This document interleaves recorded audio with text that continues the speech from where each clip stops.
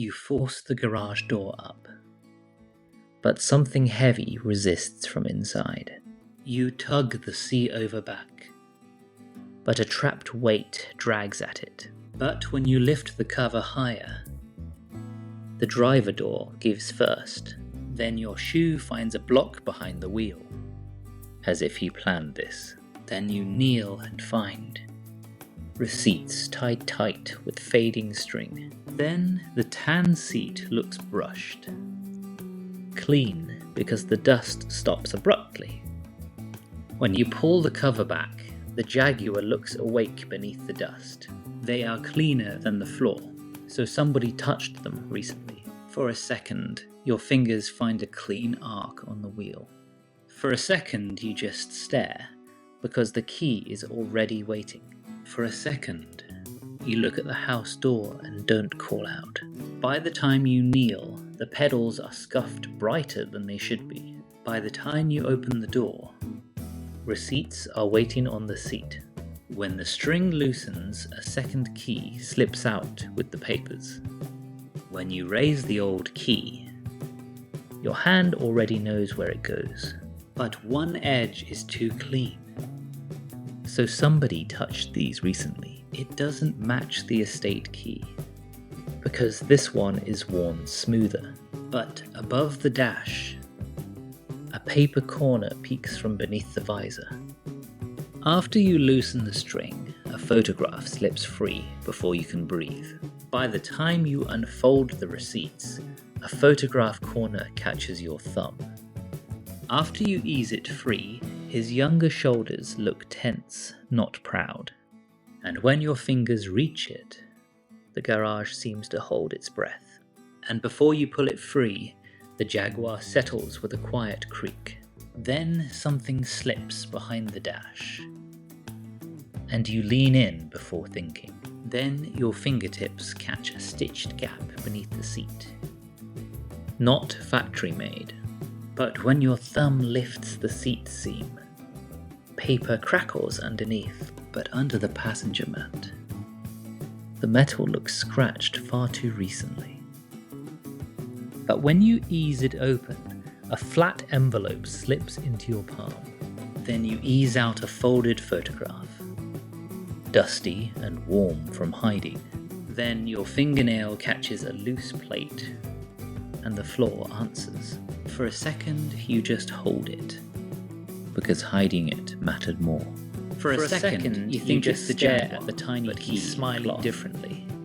When you turn the photo, someone else is touching this door like you.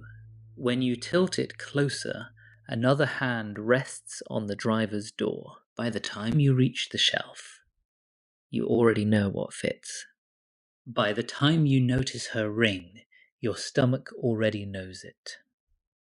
Because the sleeve matches your coat, the picture lands somewhere inside you. When the box opens, the fuel slips repeat one town too often. She is nowhere in the family boxes, so absence starts feeling deliberate. So you check the glove box again, and this time feel past receipts, because one date lands after the month they said he stopped driving. After that, the glove box feels less like storage and more like permission. By the time your fingers find the envelope, your breathing has changed. So you turn the stack over and find the Jaguar beside a gate. And when a creased road map shows beneath receipts, you pull closer. After you pull it free, something hard slides deeper behind the dash. But near the driver door, another shadow waits where the face should be. Behind the loose panel, your fingertips catch something cold and deliberate. But under the seat, your fingers catch one more folded invoice. When your fingers slip under the seat, tape catches a smaller key. Then a second key lands in your palm, smaller than the ignition. Then the date lands wrong, because he repaired it after everyone said goodbye. But it won't touch the ignition. So you try the workbench tin. When you try the seat rail box, it opens too easily. For a second, the grease on it matches the smear by the firewall. Inside, a thin ring rests in grease paper because someone hid it carefully. For a second, you think it's money, but it's a photograph. So someone stood exactly here recently. And suddenly his silence feels crowded. Then the half-buried photograph shows that same ring on a stranger's hand. Soft. By the time you flatten it, someone else is missing from the edge. When you reach for the visor, a photograph corner waits where dust shouldn't. For a second, the nicked door chrome makes both clues feel deliberate.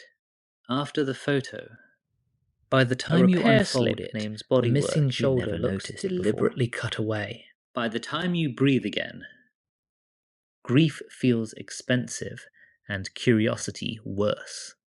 So you kneel by the fender and find the scar under paint.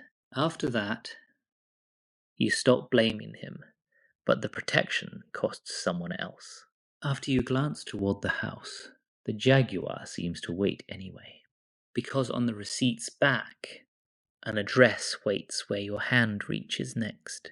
Then your thumb finds the key again, and the dashboard seems to listen. So you feed the little key behind the dash, and it resists. You set the key down because suddenly the whole garage feels borrowed. You step toward the driveway, but the garage feels heavier behind you. You step back toward the driveway because the whole garage suddenly feels borrowed. Then you tug the cover back over the Jaguar and step toward the door. For a second, your hand finds the switch. Then the seat catches light. Your fingers loosen from the door handle, but the metal seems reluctant too. But the lamplight catches inside the handle nick, where fresh green paint glints. When you lean closer, then something slides bright waits beside the seat rail, soft enough to stop you. For a second, you just stare, because someone repaired that scar recently. By the time you kneel, it is a ring hidden under dust. For a second, you think it is dust. Then your nail catches paper. When you kneel closer, your thumb finds wax packed deep behind the chrome, and the worn inner edge matches the hand from that hidden photograph. When you unfold it, the Jaguar is there, and someone is almost missing.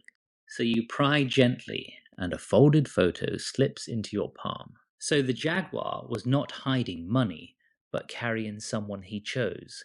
By the time you tilt the back, a pressed name appears without ink. By the time you unfold it, the Jaguar is waiting beside him. After that, the thin wheel feels warmer, because his silence finally has shape. So he did not bury this memory. He kept it with the road. After that, the half-hidden woman's sleeve matches the fabric tucked under the seat. Then your fingers raise the key, and the engine waits for your answer. After that, your other hand finds the key, your hand stays before your mind objects, because the house suddenly feels smaller. When you unfold the last photograph, the Jaguar sits outside a cottage gate, but the folded pantograph shakes in your hand like a final permission. Then you look at the passenger seat and leave the photograph there.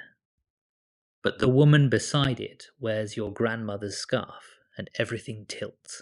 Then you set it beside the key, because hiding him suddenly feels smaller. For a second, the empty leather seems to expect someone beside you.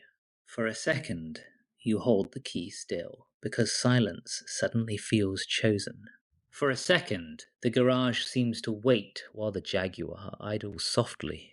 When the engine settles, you understand silence was also something he protected. Then you place the photo on the dash, so both absences face forward. When you look at the dark driveway, the house behind you loses hold, but the folded address in your coat keeps pressing back against your ribs.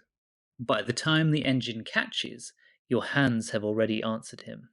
After everything he protected, you understand silence was love, but also fear. So you ease the Jaguar forward, after one look home, back, but you ease past the threshold and do not stop. So your hands tighten on the wheel, and you choose motion over inheritance. By the time the garage falls behind, your grief has chosen movement. But the house stays in the mirror, small and accusing as dusk opens. By the time the tires kiss the road, grief has turned directional.